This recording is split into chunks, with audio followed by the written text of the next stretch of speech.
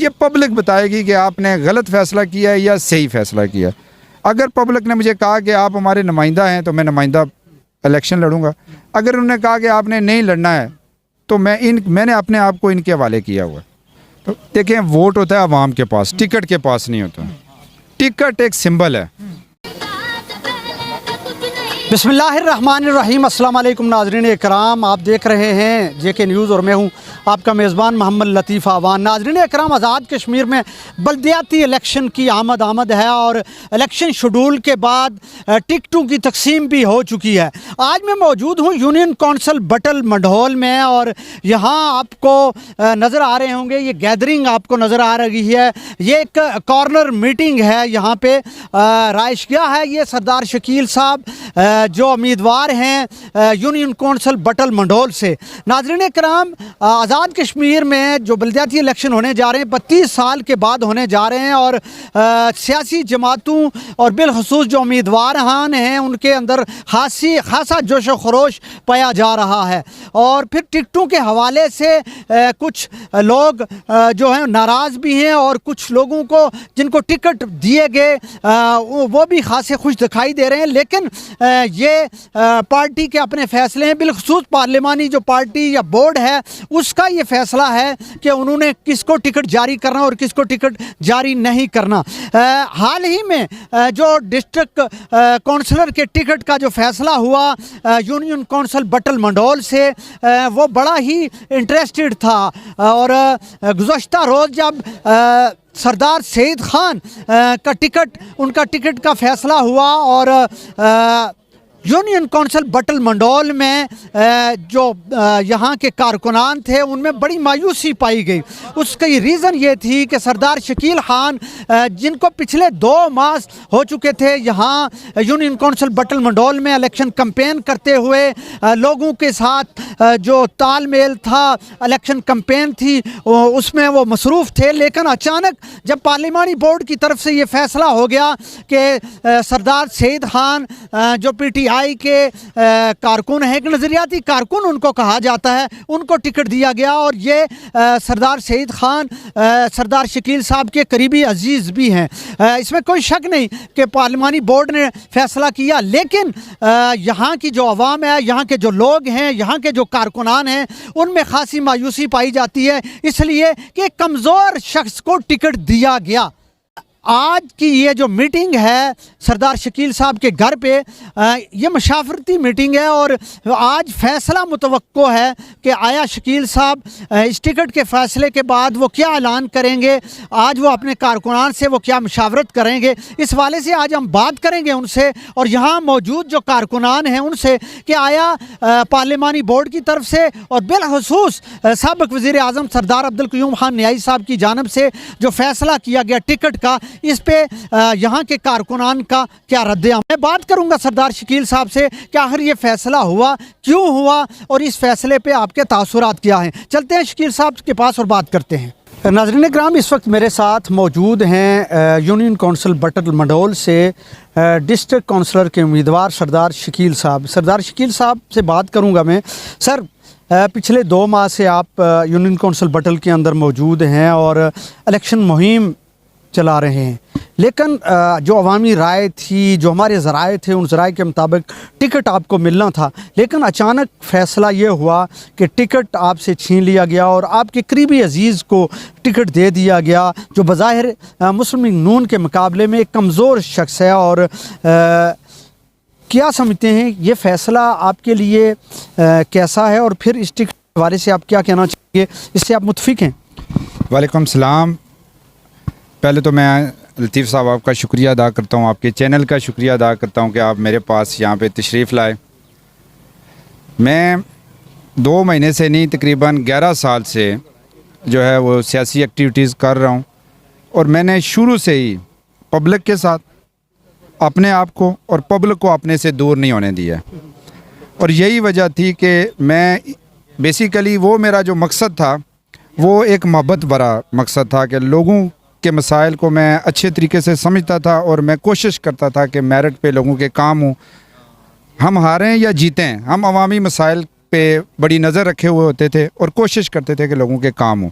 यही वजह थी कि जब ये 32 साल बाद बल्दियाती इलेक्शन का जो है वो बिगल बजा और साबिक़ वज़ीर-ए-आज़म सरदार अब्दुल क़य्यूम ख़ान नियाज़ी जब इक़्तिदार में आए तो उन्होंने कारकुनों का, चूँकि वो ख़ुद इसी स्टेज से आगे गए और वो फिर वज़ीर-ए-आज़म बने, तो शायद वो अवामी जो वज़ीर-ए-आज़म थे और लोगों का और कारकुनों का वो दर्द रखते थे, तो उन्होंने कहा कि मैं इक़्तिदार को निचली सतह पर मुंतकिल करूँगा। और आगे ऐलान भी कर दिया। आते ही ऐलान कर दिया। जब उन्होंने ऐलान कर दिया तो ओबियसली जो मेरे खैर खा थे, मेरे चाहने वाले थे, जो मुझे पसंद करते थे, उन्होंने मुझे कहा कि जी आप हमारे डिस्ट्रिक्ट कौंसिल के उम्मीदवार होंगे। मैं ख़ुद उम्मीदवार नहीं बना हूँ, ये पब्लिक की डिमांड थी कि मैं इलेक्शन लड़ूँ। तो मैंने सोचा कि चूँकि ज़ाहिर सी बात है, जब आपको कोई अहमियत दे रहा, आपको पसंद कर रहा हो, तो मैं अगर ऐसे करूँ तो ये नाशुक्री है अल्लाह की।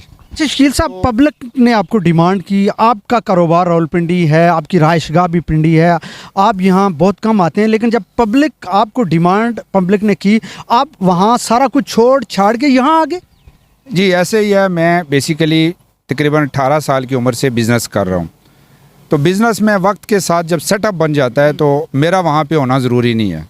मेरे एम्प्लॉइज़ काम कर रहे हैं, मैं उनकी सुपरविजन करता हूँ और मैक्सिमम टाइम मैं हल्के में देता हूँ। और अभी जब नियाज़ी साहब का इलेक्शन, ये जनरल इलेक्शन हुआ, तो उसमें भी मैंने 3-4 महीने लगातार इलेक्शन को दिए। मैं देखता रहा। और नियाज़ी साहब की कामयाबी में मैंने अपना किरदार अदा किया और डोर टू डोर कैंपेन की। और ये मोस्टली लोग जानते हैं, मैं उस चीज़ को भी और इस चीज़ को मिला के चला सकता हूँ। अल्लाह ने इतनी सलाहियत दी है, तो वो चलता रहा मेरा कारोबार। ना कारोबार डिस्टर्ब हुआ, ना यहाँ के मामला डिस्टर्ब हुआ। और यहाँ पे जितने भी मामला जो लोकल लेवल पे हैं, मैं उनके अंदर पेश रहा और सॉल्व भी कराता रहा।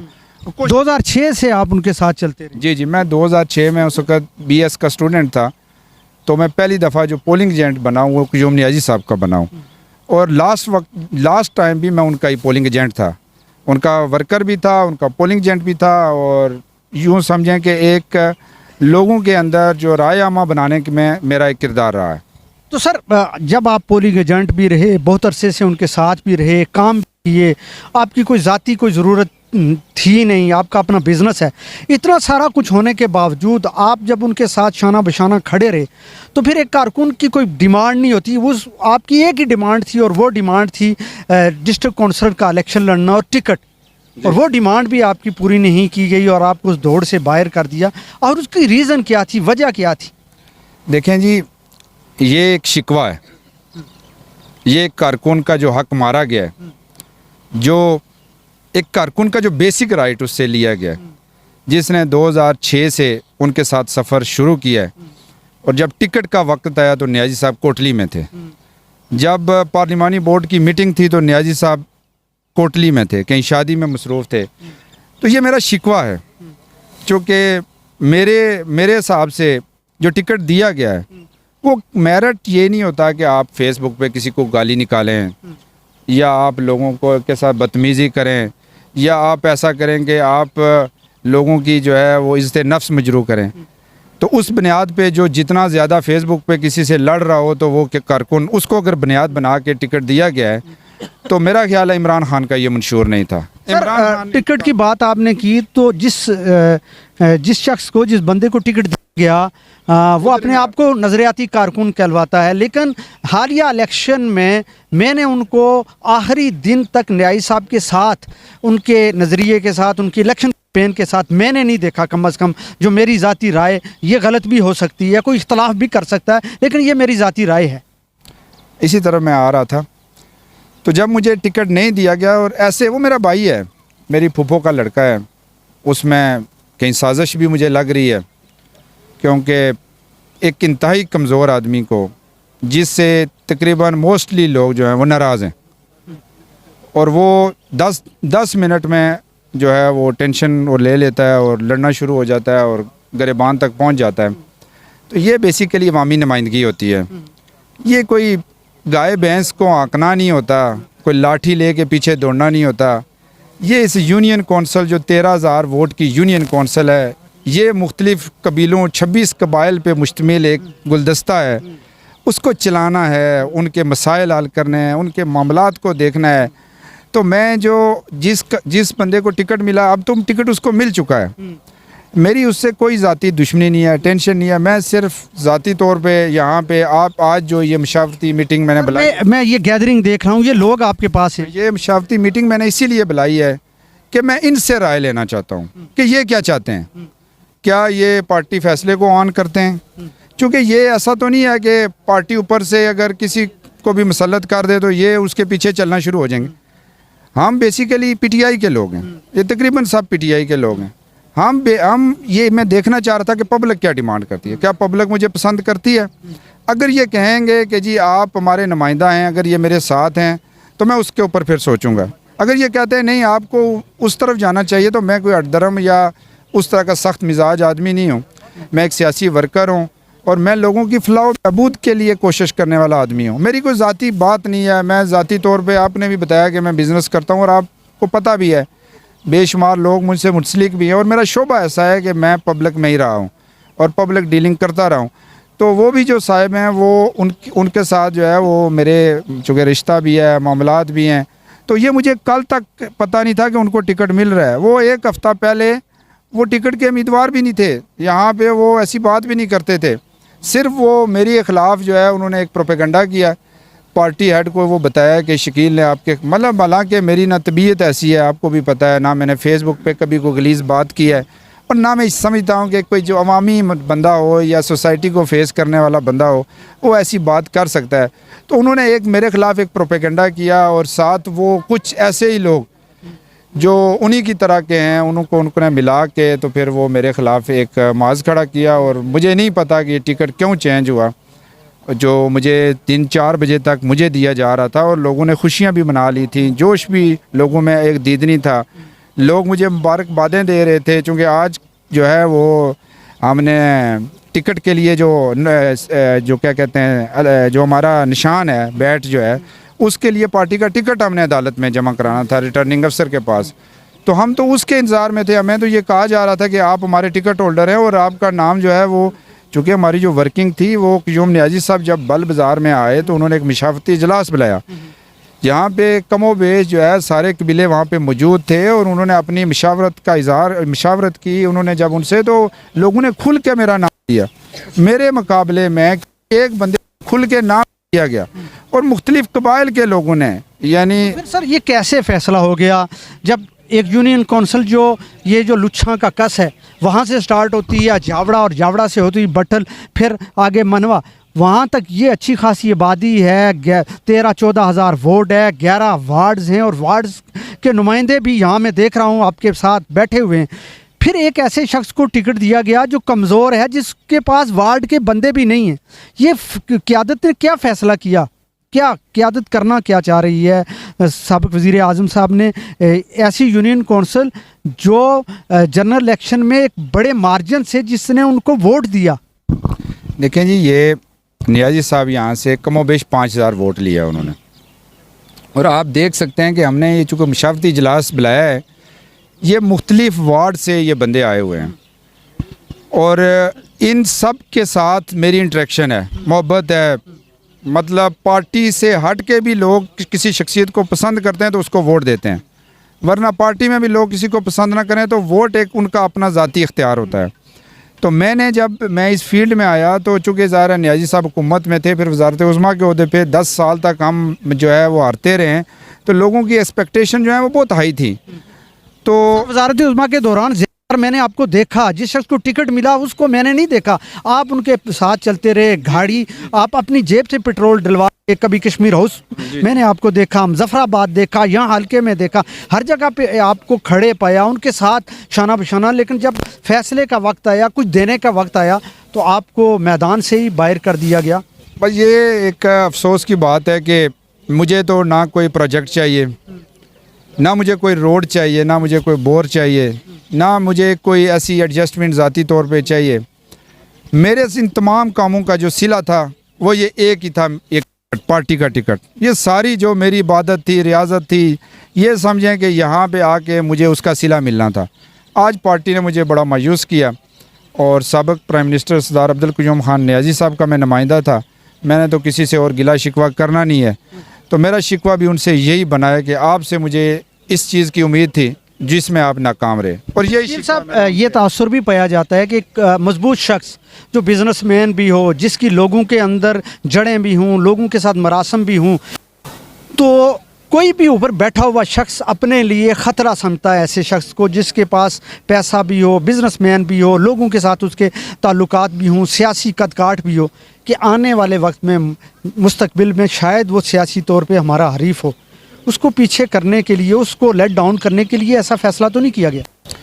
देखें, इंसान के दिल में जो बात अपने दिल में होती है वो दूसरे के लिए वैसे सोचता है।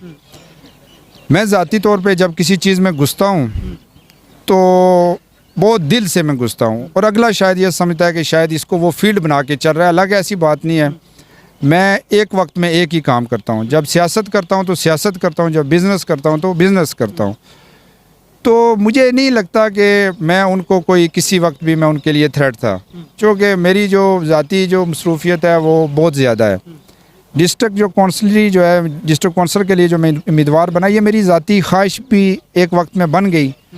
और फिर जब लोगों ने मुझे कहा तो मैं, देखें, ये अवामी नुमाइंदा होता है, ज़ाती तौर पे तो कुछ होता नहीं, जिसकी वजह से मैंने अपने आप को इसमें पेश किया है। तो अगर उनके जहन में ऐसी कोई बात है, या मुझे नहीं लगता कि वो ऐसा सोचते हों, क्योंकि मैं भी नियाज़ी साहब को बहुत अरसे से जानता हूँ। मेरे 100 इख्तलाफ हैं, मैं गुस्सा भी करता हूँ, सारा कुछ है, लेकिन मेरा नहीं ख्याल कि वो ये अभी इस फेज़ में ये समझ रहे हों कि ये मेरे लिए थ्रेट है। उनकी ख़ुद उम्र जो है वो 70-75 साल है। तो मैंने चूँकि उनके टब्बर के साथ, उनके कबीले के साथ मेरी दोस्तियाँ हैं, तल्लक थे, ये सारे यहाँ पे जितने बैठे हैं जो है वो आपको पता है मरवत होती है। कि रिएक्शन भी बहुत सख्त है आपकी यूनियन काउंसिल में, लोग मायूस हैं, परेशान हैं, ये हो क्या गया? अब आपका क्या रिएक्शन है? आप क्या फ़ैसला क्या करने जा रहे हैं? आज मुशावरती अजलास है, अगर टिकट रिवर्स होता है आपके पास तो उस पर आपका रद्द अमल क्या होगा? अगर नहीं होता फिर भी क्या रद्द अमल होगा? देखें जी, मैंने टिकट रिवर्स की किसी से बात नहीं की, उसकी वजह कि जिस बंदे के पास नहीं, एक अवामी प्रेशर तो होता है। आज मैं देख रहा हूँ अवाम आपके पास है, और ये कारकुनान हैं, एक होती है आवाम, ये सियासी कारकुनान है जो इलेक्शन लड़ाते हैं, जो मोमेंटम बनाते हैं, ये लोग आपके पास मौजूद हैं। जब इनका प्रेशर ऊपर जाएगा अब्दुल क़य्यूम नियाज़ी साहब के पास, अगर टिकट रिवर्स होता है, ऐसा हो भी सकता है, मुमकिन है, तो इस पर आप क्या कहना चाहेंगे? इस पर मैं थोड़ी तफसीली बात करना चाह रहा हूँ। देखें, वोट होता है आवाम के पास, टिकट के पास नहीं होता। टिकट एक सिंबल है, तो हम निशान है। बेसिकली हम सब पीटीआई के लोग हैं, ये जितने बैठे हैं पीटीआई के लोग हैं, और पीटीआई हमारी बरादरी है। तो टिकट जो है वो मैटर नहीं करता। अगर तनवीर इलियास साहब किसी ऐसे बंदे को दे देते हैं जिसकी पब्लिक में फुटिंग नहीं है, तो लोग ऐसे तो नहीं है कि वो, हम सब जब एक ही नज़रिए के हैं, तो मैं अगर खड़ा होता हूँ तो वो नज़रिया मेरे पास भी है, टिकट नज़रिया नहीं है। टिकट वो गलत अगर उन्होंने दे दिया है तो लोग इसका फ़ैसला करेंगे कि गलत आपने फ़ैसला किया, उसका ये रिएक्शन है। और इसीलिए मैंने आज मुशावरती जो है मीटिंग की है। और सर, जिनको टिकट मिला है वो भी परेशान है। मैं ज़ाती तौर पे, वो मैंने आपको बताया मेरा कज़न है, मैं उससे टिकट की वापसी की कोई डिमांड नहीं करता हूँ। टिकट उसी के पास रहना चाहिए। मैं अवामी बंदा हूँ, वोट अवाम के पास है, अवाम के पास जाएं। वोट फैसला करे कि क्या गलत हुआ है, क्या सही हुआ है। मेरा किसी से ज़ाती झगड़ा नहीं है, ना मेरी उसके साथ कोई दुश्मनी है। हमारे वहाँ पे मरासम है, सारा कुछ है। मैं सिर्फ ये कहता हूँ कि इस अवाम का जो नुमाइंदा जो पार्लिमानी बोर्ड ने चुनना था वो नहीं चुना है। ये पार्लिमानी बोर्ड का गलत फ़ैसला है। ये पब्लिक बताएगी कि आपने गलत फ़ैसला किया है या सही फ़ैसला किया। अगर पब्लिक ने मुझे कहा कि आप हमारे नुमाइंदा हैं तो मैं नुमाइंदा इलेक्शन लड़ूंगा। अगर उन्होंने कहा कि आपने नहीं लड़ना है तो मैंने अपने आप को इनके हवाले किया हुआ है।